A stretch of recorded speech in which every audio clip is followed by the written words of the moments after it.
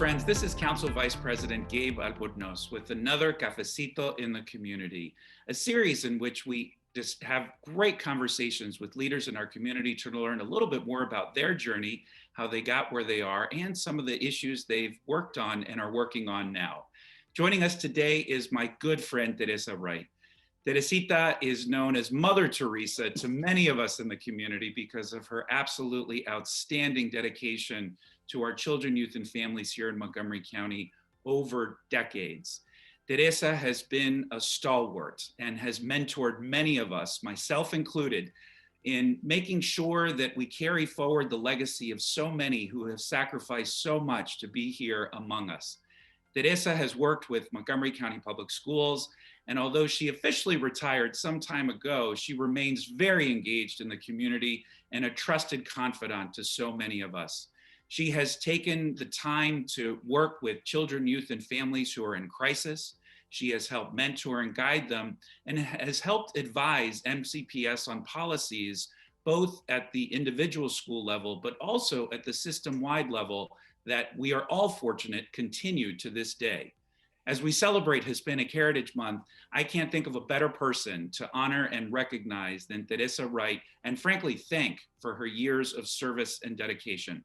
So Teresa, welcome to Cafecito in the Community. It is such an honor to have you here today. Today, we're going to get to know a little bit more about you, your journey, and some reflections of your incredible accomplishments here in Montgomery County. So Teresa, welcome to the program. Thank you very much. It's a joy to be with you guys. I feel energized just for your presence. Well, me too, always. So Teresa, tell us a little bit about you. Tell us about your journey to Montgomery County. How did you come here to our community? Well, I was very lucky. You see, I came to University of Illinois to get my master's, and I was very lucky to meet my husband there. He was working there at the university, but then he got a job at NIST here in Montgomery County. So when he came to NIST, of course, I came with him. And I was very lucky because there was an opening in Montgomery County Public Schools as a Spanish teacher. And I applied and they invited me to participate. So I was very, very, very, very lucky to teach Spanish in Montgomery County Public Schools. And as my journey, you know, as the students, the Latino students and foreign students start coming, you know, from other countries, the Montgomery County created a position that is called parent resource teacher. So that's what I was doing, you know, for many years as a parent resource teacher, working with the parents of our kids that came to Montgomery County. Of course, if you're working with the parents, you have to work with the kids. So in reality, it's a job that you work with the whole family. And it was a very, very wonderful opportunity for me to help our community. And I am very lucky to tell you that a lot of the people that I work with, they continue talking to me and I'm working with them, you know, with Maria Garcia and all, they invite me to the parent meetings. And one of the things that we love very much is this workshop that is called Going to College is Possible. Because many of our immigrants, you know, they think that they cannot go to college. Yes, they can go. So we have to explain to them how they do it, but not only to the students, to the parents too. Because you see, it's a working together. So I am very lucky because Maria and all of the people include me in those workshops. So I still participate with them. And as you know, after I retired, I moved to Asbury Methodist Village Retiring Community. And the reason I moved there is because 15 years ago, Mr. Garman that lives there sent a letter to us in the school system saying, we want to work with you. We are here, but how about our neighbors around Asbury? So I was working with them, so then they invited me to come in there with the beloved community. So I'm telling you, those people are very active and they have a lot of projects. As a matter of fact, we had a meeting yesterday and we are planning to do a lot of things. And of course, we work with college kids and stuff and conversation. So we are doing a lot of things there. So I'm very excited about it because being there is that I'm still with the families and working together as a team. They are fabulous people there. Well, it warms my heart, and we are also blessed and fortunate that you remain very engaged. And I know you've been through some tragedy in your family in the last several years, but we also appreciate that continued dedication. Teresa, I want to go back to your experiences working with MCPS. You've seen the system evolve and change over many, many years.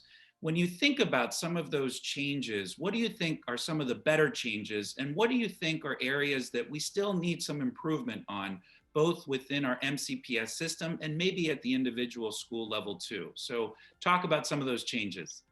Well, the changes, as I was telling you, first, I know I started working with the children, but there was no work with the families. And as you well know, a lot of our families, in not only the persons that come from another country, there are many American parents that don't know the system and they need assistance on how to help their children. Yes. So to me, one of the best things that the Montgomery County Public Schools has done is the family outreach, you know, and the ESOL program, when they had, I was one of them, you know, when they hired us to help the families. I think it's a family thing. We have to help the whole family. Many of the parents, even the American parents, don't know what to do for different reasons. So I think one of the best things that MCPS has done is the parent outreach. That's fantastic. And I know you have also been such a proponent and such a strong advocate for partnerships, because the school system cannot do these programs and services by themselves. And the first time I had the opportunity to meet you was when I was working with LAYC, the Latin American Youth Center. And everybody told me, you have to go talk to Teresa Wright. You have to go talk to Teresa Wright. And so I came out to Watkins Mill. This was almost 16 years ago. And immediately I felt your energy and your love and the way that you connected with the children and families.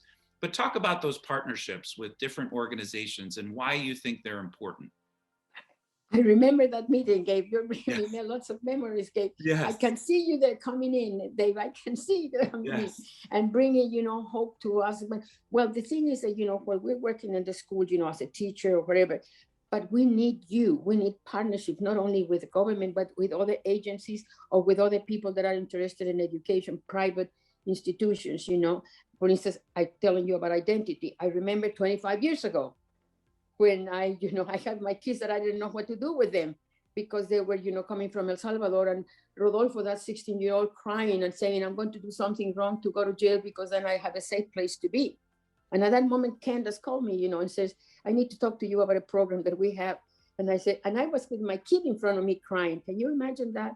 And then, you know, Candace, that was great, you know, immediately I went and talked to the principal, and identity was born in 15 minutes in Mr. Bedford's office, okay? But it's partnerships, because as I said, it's with you, with all the government officials, with identity, with the city of Gaithersburg, that is fabulous, because I have the pleasure and the luck of working in the city of Gaithersburg. And, you know, with the county council, with all the people there, with Sidney Katz, with everybody working there. But also you have to work with other institutions in other places, you know, and with the police. That's another thing that I love a lot, to work with the police officers. And I've been very lucky to be in the police committee to work. I'm still in it, can you believe? But anyway, but they invite me, I mean, thankful for that. But it's things that we work together for the benefit, not only of our children, of our community, because it's community. Those partnerships are so important. And I know working with law enforcement so that we can establish those meaningful relationships is very important, and to do so in a very authentic way that really helps support families. And so there has been a lot of evolution in that area, but you have really led the way in showing us how we can have meaningful partnerships with different organizations. Yeah. One of the things that I would like to share with you that we did with the police, and I'm still thinking about them, we will invite them to the school, for instance, to Gators or the other schools that I work with, to have breakfast or lunch with the children, and with the parents in another meeting. And they will explain to them what is to be a police officer, what did they do, and how could we work together. There's nothing like sharing a meal with somebody else. Yes. And then sharing your ideas.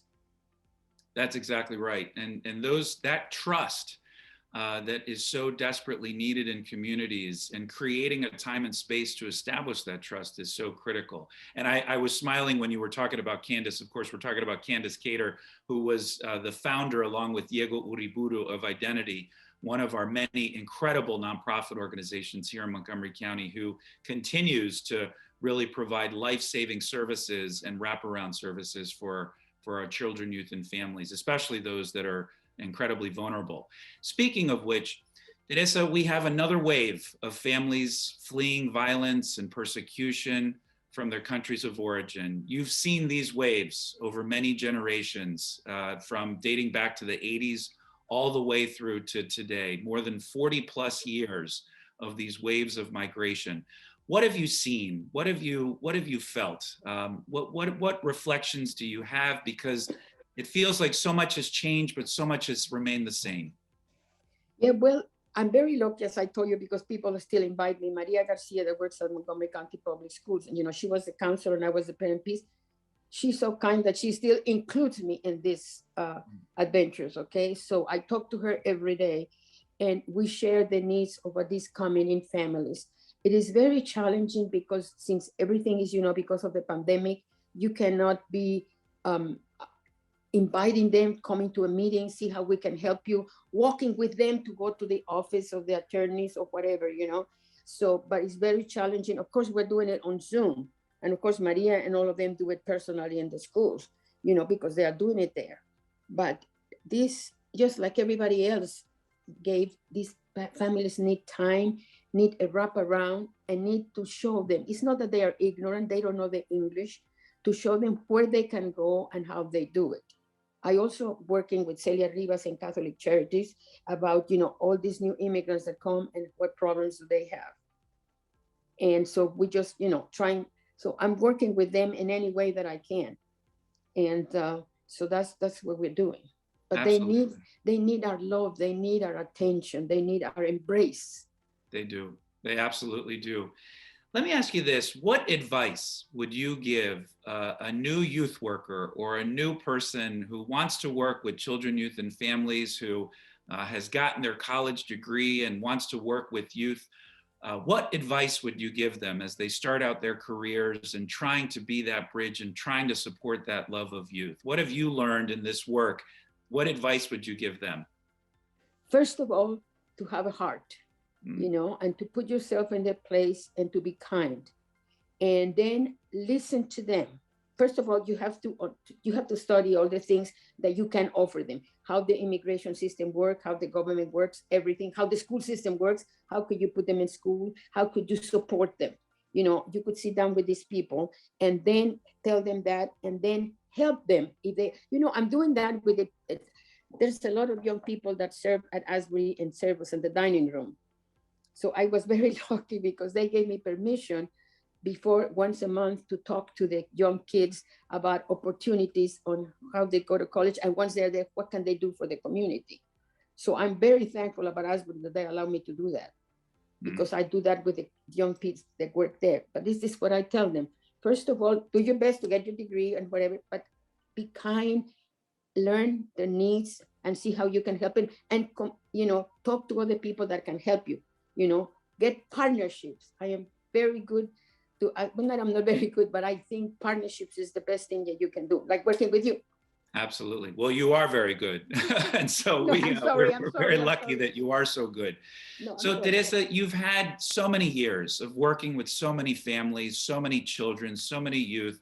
Tell us a couple of stories, a couple of youth in particular that you still think about. I know you think about so many, and so many try to stay plugged in with you, but are there one or two stories that you'd like to share with us, or reflections of situations that you experienced? Yeah, well, the one that comes to my mind all the time is Adolfo. I can see he has green eyes, beautiful eyes.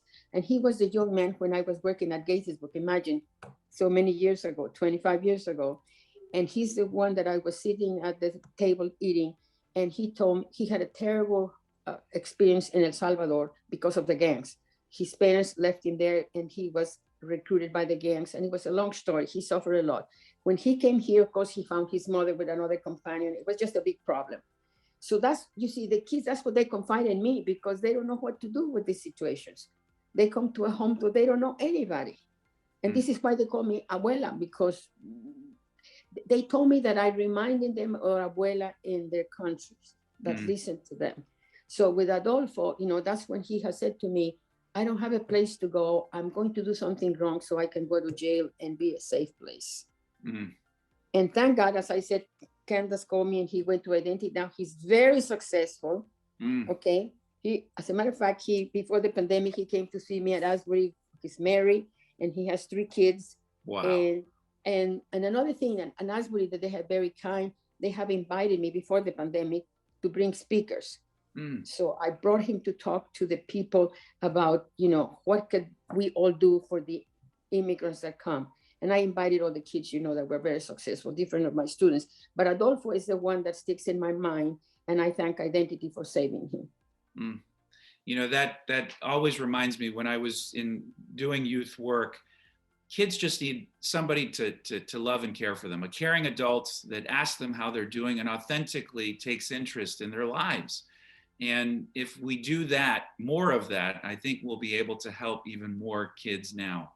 So as we're wrapping up here at Teresita, and we have a little surprise for you at the end of this, but the final question I have for you is, again, as you reflect on so many years of great service, what more do you think we need to do? Where are areas where you still think we need some improvement, both as a system and as a county? And what do you hope we achieve in the next several years? Well, Dave, I think you guys are doing a fabulous job, because as I said, I listen to your program all the time. I think what we should do is what you're doing, partnerships, because we cannot do it alone. You do one thing, the other person does another thing, we do another thing, It's partnership, and how could we work with the community, have a heart, feel, how they feel, that they give them love. That's what I think, That's give them love. That's what I love, what they call me grandma, because that gives me permission to give them love. But it's partnerships. For instance, in Asbury, I love it with the partnership there with the beloved community. And they invite other people. So we're very busy there working with other people. We're working with AIM now, you see, at Cider Mill, to help the people there for the tenants, how the big problems. So it's partnerships. Work with somebody else and continue working for the community. Absolutely. Those partnerships are so critical, so critical. Well, Teresa, it's been such a joy and honor to have the opportunity to talk to you today. And again, I can't wait to see you in person so I can give you a big hug and thank you once again for your dedication. And in recognition of that dedication, Teresa, we have a little certificate that we'd like to share with you, which we will give to you in person the next time I see you. But I'd like to read it. I would like you to come for dinner at Asbury, okay? You know what? I will come for dinner to Asbury. I would love to come to dinner at Asbury. And then I introduce you to the beloved community. How's that? Oh, that is a win. Okay. I can't wait. Count on it. We'll work on that. So this is, I'd like to read to you now. Teresa Wright, lifelong educator and community advocate. As we celebrate Hispanic Heritage Month, we want to recognize her many years of service, your outstanding leadership and dedication to the Latino community in Montgomery County, and through your steadfast action, inspired generations to generational change within communities. With my best wishes and a heartfelt gratitude for all that you do, felicidades. Signed on the 15th day of September by myself as the council vice president. And on behalf of our entire council, we have so many tremendous Latino leaders that have been trailblazers, people like Nancy Navarro, Ana Sol Gutierrez, and Diego Uriburu, Candace Cater, so many more. But Teresa, we all just adore you and can't thank you enough for your dedication and leadership. Yeah. And I look forward to coming to that dinner at Asbury soon. Yes, So and Teresa, remember, can I be your grandma? Yes, of course. I would be honored. You're everyone's grandma, and we're all better for it. So Teresa, I love you. Thank you so much. Thank you very much for inviting me, and thank you for all the things that you do and all your staff. Thank you. Thank you. Well, that's it for another Cafecito in the community. We look forward to having another one in the very near future. Thanks so much.